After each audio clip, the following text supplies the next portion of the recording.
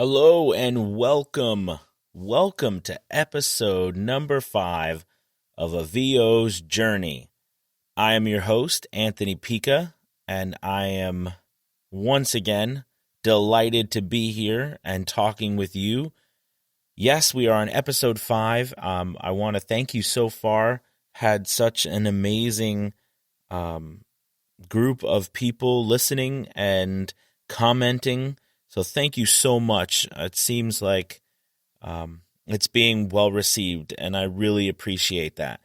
Moving forward, if you're brand new to the podcast, this is for the new voiceover artists or the voiceover artist that is just beginning and is looking to turn their talent or hobby or desire into a full-time job. So that is our goal here, and we give tips and strategies, and I sing and dance. So anyways, welcome.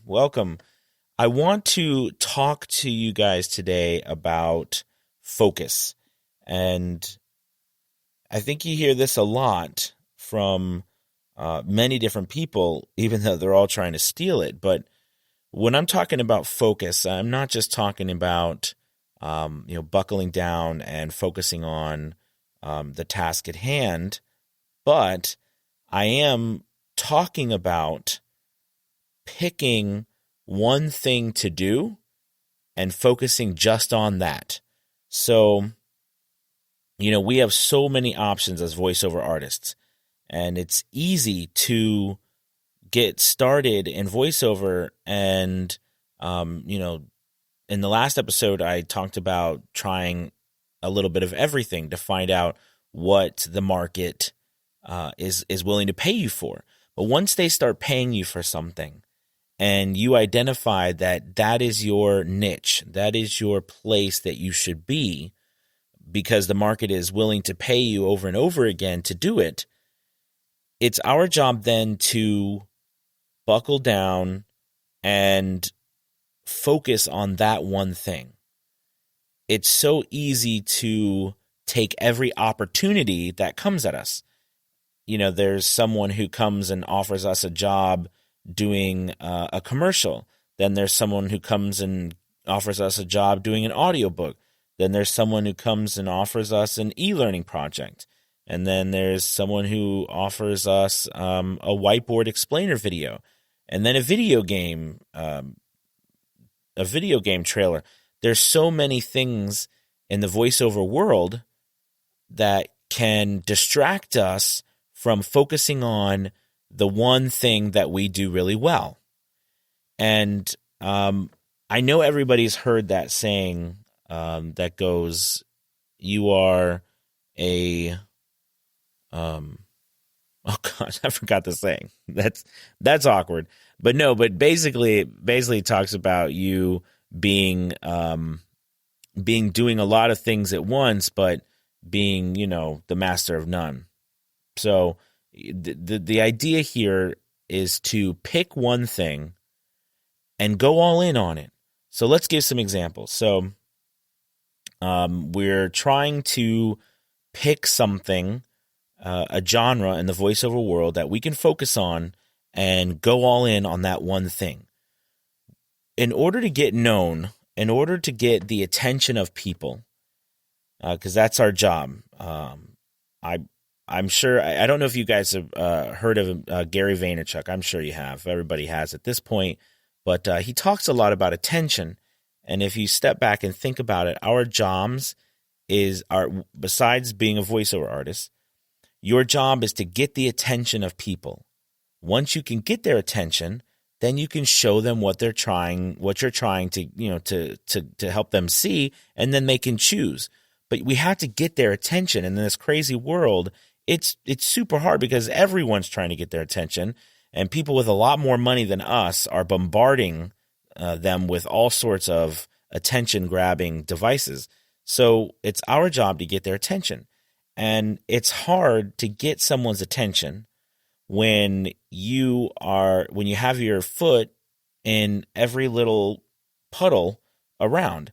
The best thing to do is to stand in one single place and become known as the specialist in that area. So when anyone's looking for something that you specialize in, they're going to come to you because that's what you do. But in turn, if you have someone else coming to you for something that's outside of what you do, you can't focus on that. You have to be able to say, no, I can't do that. And you might say, hey, wait a minute. I'm trying to make money here. There's got to be a way that I can have my cake and eat it too. So you're telling me if someone offers me $300 to do a video game trailer and I'm trying to be an audiobook narrator that I shouldn't do it. Well, this is a hard thing. And this is how I'm going to answer this question. When you are starting out, like most of us are here, like I said, if someone's offering you $300 to do a video game trailer, you should go for it. But the idea is that if you get that $300 and then someone else comes around and offers you some more money to do a video game trailer, and then someone offers you some more money to do a character in a video game, well, it sounds like video games is where you need to be. So then at that point, you need to drop the audiobooks and you need to go all in on becoming a video game character, a voiceover artist. And you need to focus completely on that. Don't focus on audiobooks. Don't focus on commercials. Don't focus on explainer videos or animation. You focus on video game characters. And that's all you do. You practice at it. You market to it. You get your demos for it. Everything you do goes in that direction. So when you're able to do that, you're going to have, not only is it going to be easier for you to tell people what you do, you're going to be able to focus in on who to talk to, how to talk to them, and then it'll be able to deaden the noise around you. And then all of your efforts and all of your focus can be centered in on that one thing. So, focusing in on your area of expertise, that should be what we are all searching for, is trying to get to that point. So that's how I wanted to kind of talk to you about focus. I was having a conversation with my wife about it tonight, actually. And, we were just talking about, there's so many opportunities and a lot of them pop up along the way. And at first glance, they look like opportunities. But what happens is those, dark horses that look like opportunities, they turn into distractions, and they move you away from what direction you should be going into.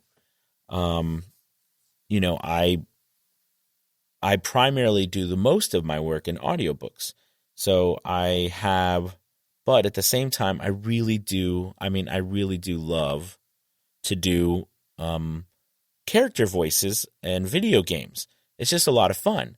So, I have both of those, but because of my work schedule, so this is a transparent moment, because of my work schedule, and I talked about this in the first episode, I can only record late at night. So that's a thing that, you have to kind of go into as well. What is it that you are able to do? So when you're looking at that, you say, hey, what am I focusing on? It's not just about what the market is paying you for. It's also about what you can afford to do with your time. So, and I'm just going to use myself as an example. Because of my time and when I work and what I do, I have to do voiceover at night. I have to do, my business at nighttime when everybody's sleeping.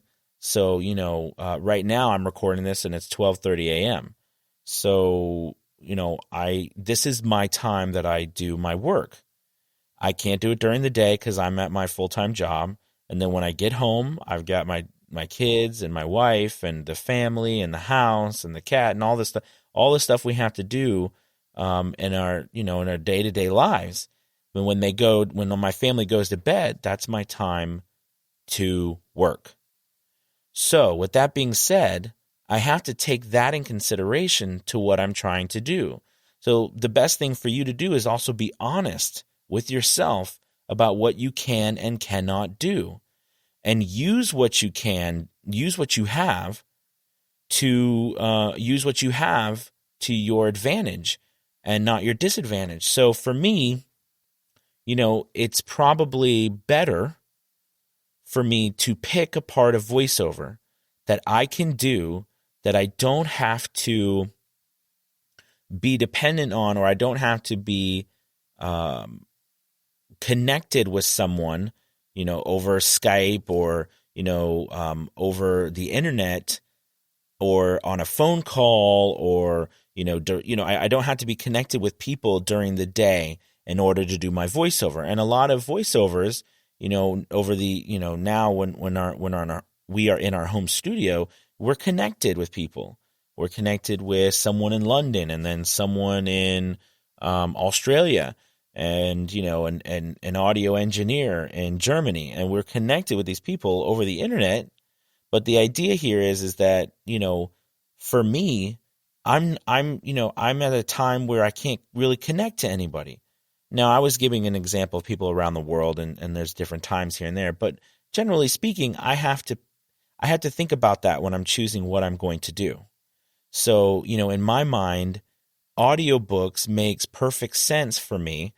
Not only does the market told me that, they'll pay me to do audiobooks, but also my time is now. So, with an audiobook, it's not 24-hour delivery. It's not dependent upon me getting my work done during the day. You usually have a period of time, 7 days, 14 days, a month, 2 months, depending on how large your book is and the deal you've made with the author or the publishing company. And because of that, it allows you to work anytime you want to. And that's just a wonderful thing for me. Now, you might be in a different situation. You might be able to record in the day, or you might have to record early in the morning, or you record in the afternoon, or you record for an hour right over your lunch break, right in the middle of the afternoon. So you have to take a look at what you can do, and then what does that also open up for you. And for me, though, I love the idea that I can do this. I mean, I can't think of any other performance, any other acting that I could possibly do at this point in my life that I can do at 12:30 a.m. in the morning. I can act and get paid for it, and no one's around, and I can be by myself. I mean, it's fantastic, and I could do it any time. So, that's me. But like I said, you might be in a different situation, so you have to consider what to do. Like, you might have a set amount of time. Well, let's say you have 30 minutes every day. Well, you might want to try to pick something that you do that only takes a few minutes. So you might want to do quick commercial spots that only take a few minutes for you to record.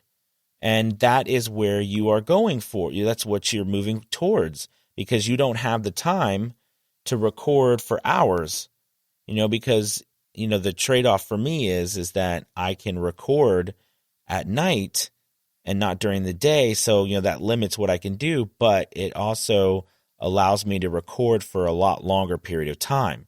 So I can record for 2, 3 hours, 4 hours at a sitting, whereas somebody else might not have that much time. So you have to look at that. And that's a part of your focusing on what you are going to do. So after you decided what the market is paying you for, you've decided what your schedule, your finances, your time needs, all of that. Once you've figured out all of that information, then you can dive in and really start focusing on that one thing that's going to make you a specialist. And once you pick that, all of your efforts should be narrowed in and focused on that one thing. For me, what I'm doing is I am just going to double down at this point on audiobooks. I mean, it's what I'm doing. It's what I do the most. It's what I make 90% of my money on is audiobooks. I'm, from royalties and from just straight out payments. So everything I'm going to do is going to be based on audiobooks. I'm going to work and audition over multiple platforms, and I'm going to advertise on Facebook and Instagram. And I have a plan in my mind about what I want to do to advertise and to market on those platforms. But the idea, though, is that that's what I'm going to do. Now, if someone contacts me and they want to have me do something else, like I said, they want to have me do a commercial, that's really hard.